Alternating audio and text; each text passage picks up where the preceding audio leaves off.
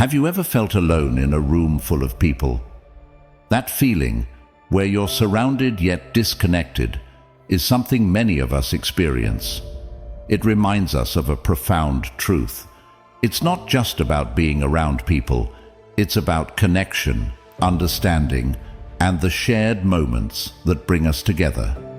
Today, we're going to explore something that's at the heart of our lives, our relationships with others. Time is the canvas of our lives, and the people we choose to spend it with paint the picture of our journey. If you've ever wondered about the value of deep connections and how to enrich your social circle, this video is for you. And if you find our content helpful, remember to hit the subscribe button to join our community. So, stay tuned and watch the video until the end. Let's go.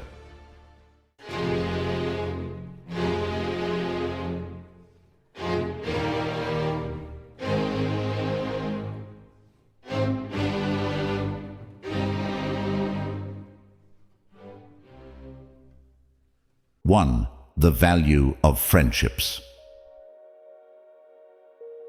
In this part of our journey, let's talk about something we all yearn for: meaningful friendships. Think of life as a vast sea, with each of us as an individual island. Our friendships, they are the bridges connecting these islands, making our journey richer and more fulfilling.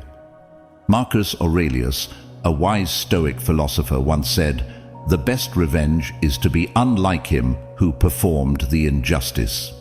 In our context, it means that when we face loneliness or disconnection, our greatest power lies in reaching out, in building bridges, not walls. Every friend you make, every genuine smile you share, becomes your strength against the tides of isolation. But what makes a friendship valuable? It's not about having many friends, it's about the depth and quality of those connections.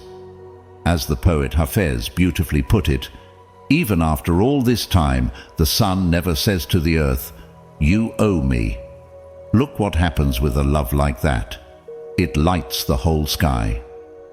Friendships should be like this: selfless, supportive, illuminating our lives just like the sun lights the sky. However, remember what Seneca advised: true happiness is to enjoy the present, without anxious dependence upon the future. This wisdom teaches us to cherish the friendships we have now, not those we hope to make tomorrow or worry about losing in the future. And remember, friendships are not just about taking, they are about giving too. As Rumi said, "Give your hearts, but not into each other's keeping, for only the hand of life can contain your hearts." True friendships allow us to grow individually, even as we grow together. Lastly, friendships should be a source of comfort and strength. Epictetus, another Stoic thinker, reminds us, "Don't explain your philosophy, embody it." In friendships, this means living your values, being a friend who listens, supports, and stands by others, not just in words, but through actions. In conclusion, the value of friendships lies not in their number, but in their quality.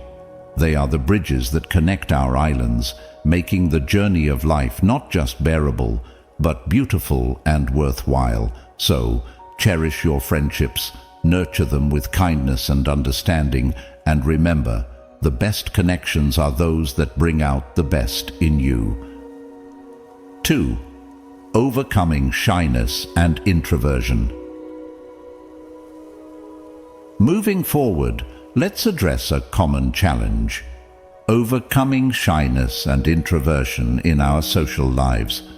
It's a journey many of us face, where the quiet corners of our personality make building bridges of friendship seem daunting. Marcus Aurelius, a wise Stoic philosopher, once said, "You have power over your mind, not outside events. Realize this, and you will find strength." This is a powerful reminder for all who feel shy or introverted. Your inner world, your thoughts and feelings, these are under your control. Embracing your quiet nature is the first step in this journey. Now think about the poet Rumi, who tells us, "Your task is not to seek for love, but merely to seek and find all the barriers within yourself that you have built against it." For many of us, shyness is such a barrier. It's not that we lack the ability to connect, it's that we've built walls around ourselves out of fear or uncertainty. Seneca, another Stoic voice, advised, "He who is brave is free." Bravery here doesn't mean being the loudest or the most outgoing person in the room. It means being brave enough to be yourself, to show the world who you are, even if that means revealing your quieter, more thoughtful side. Shyness often comes from a place of worry about what others might think of us. But remember what Epictetus said, "We have 2 ears and 1 mouth, so that we can listen twice as much as we speak."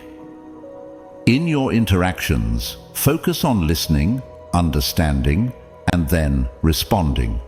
Often, people appreciate a good listener more than a good talker. Hafez, the Persian poet, beautifully wrote, "Fear is the cheapest room in the house. I would like to see you living in better conditions." These words are a gentle nudge to step out of the room of fear. Your shyness is not your limit. It's just a room you've stayed in for a while. It's time to open the door and step out. In overcoming shyness, we also learn from Rumi. The wound is the place where the light enters you. Your struggle with shyness is not just a challenge, it's an opportunity for growth, for letting in new perspectives and strengths. In conclusion, embracing and overcoming shyness is not about changing who you are, it's about understanding and accepting yourself, then gently pushing your boundaries. Remember, in the world of friendships, being true to yourself is the most beautiful bridge you can build. 3. Creating social opportunities. Let's now explore how to create social opportunities, especially when they seem scarce. Many times we might feel stuck or isolated, unsure of how to connect with others. But as we'll see, there are paths to find and create these opportunities.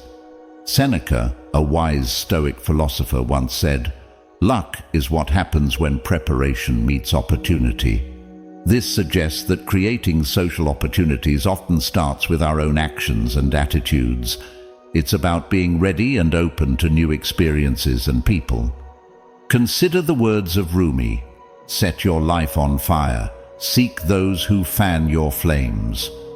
This means actively pursuing interests and activities that you are passionate about.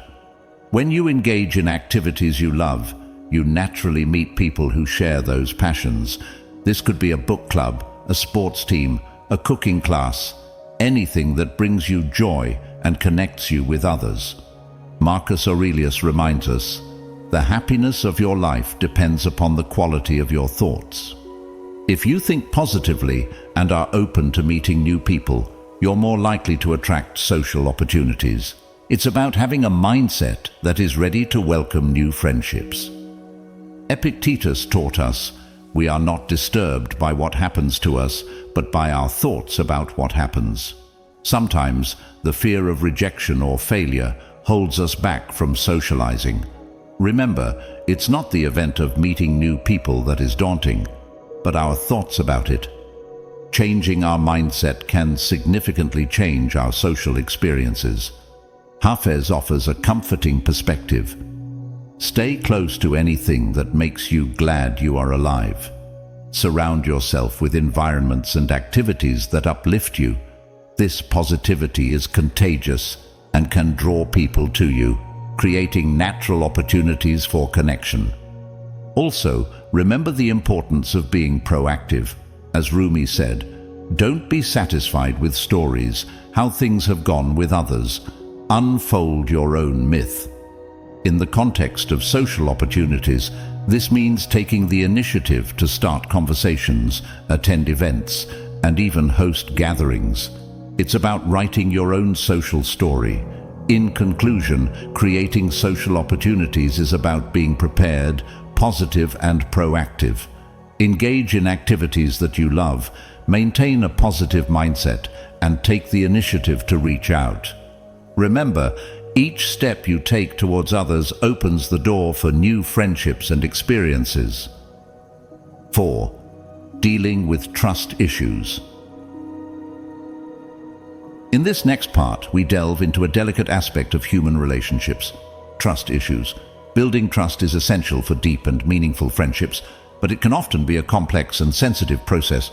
Marcus Aurelius once advised, "Waste no more time arguing about what a good man should be one." In terms of trust, this means being the kind of friend you wish to have.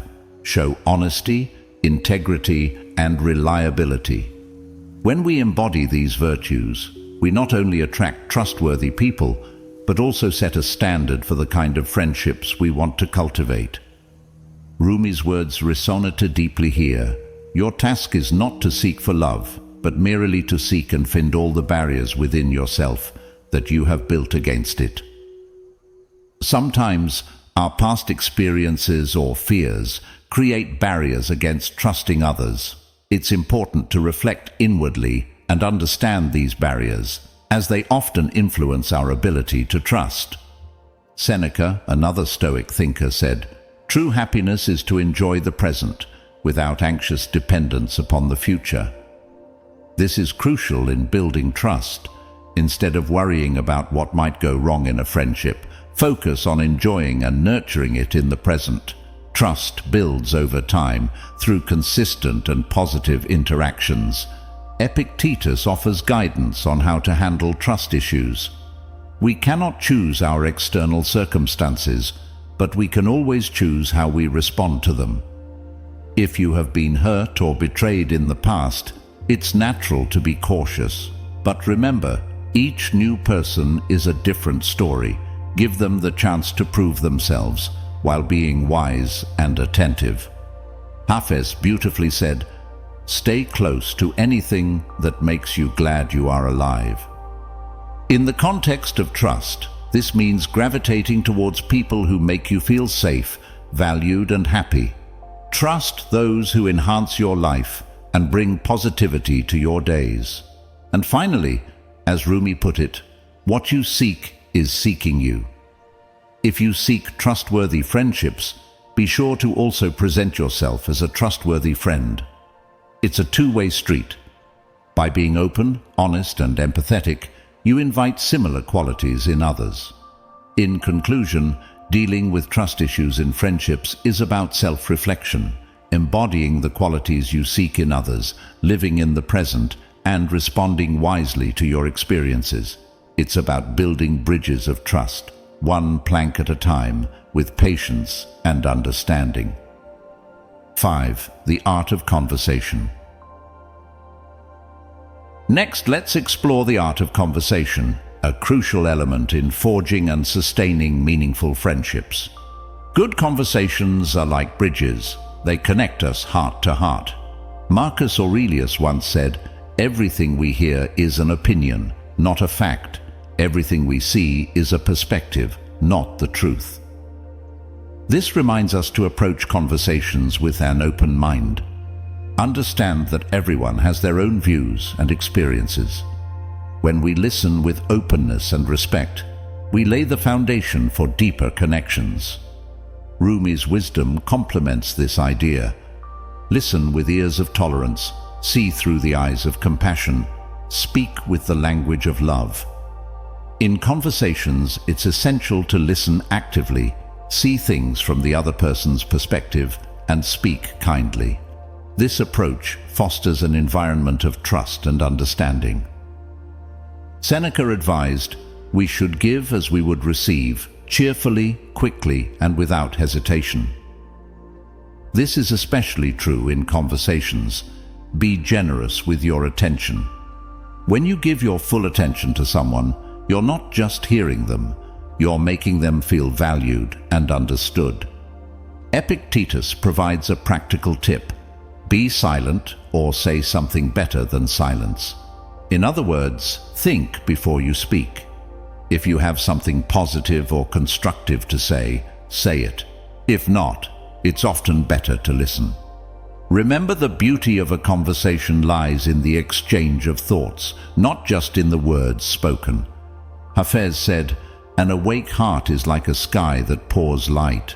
When you engage in conversations with an open and sincere heart, you bring light to the interaction. This light can dispel misunderstandings and create a warm atmosphere where friendships can flourish.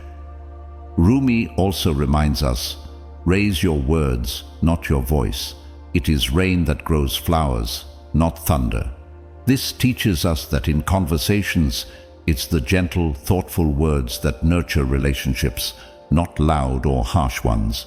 In conclusion, mastering the art of conversation is about listening with tolerance, speaking with love, giving generously of your attention, thinking before speaking, and engaging with an open heart. Remember, each conversation is an opportunity to build a bridge, to create a connection that can grow into a beautiful friendship. 6. Embracing change in friendships. Now let's turn our attention to embracing change in friendships. Life is a journey of constant evolution, and just like seasons, friendships can change over time. Understanding and accepting this can be both challenging and rewarding. Marcus Aurelius, in his wisdom, said, "Accept the things to which fate binds you, and love the people with whom fate brings you together, but do so with all your heart." This means embracing each friendship for what it is at the moment, knowing it may change as life unfolds. Cherish the connections you have now, and if they evolve or drift apart, remember that this is a natural part of life's journey. Rumi beautifully expressed, "Don't grieve. Anything you lose comes round in another form." When friendships change or fade, it's not an end, but a transformation. Maybe it's a chance to meet new people or to learn something about yourself. Each friendship leaves an imprint on our hearts, shaping us in profound ways. Seneca noted, "Life is like a play. It's not the length, but the excellence of the acting that matters." Apply this to friendships by focusing on the quality of your interactions, not how long they last. A short but meaningful friendship can be just as valuable as one that lasts for years. Epictetus reminds us, "It's not what happens to you, but how you react to it that matters." When friendships change, our reaction to this change defines our experience. If we react with understanding and openness, we can gracefully navigate these transitions. Hafez offers a perspective on change. This place where you are right now, God circled on a map for you.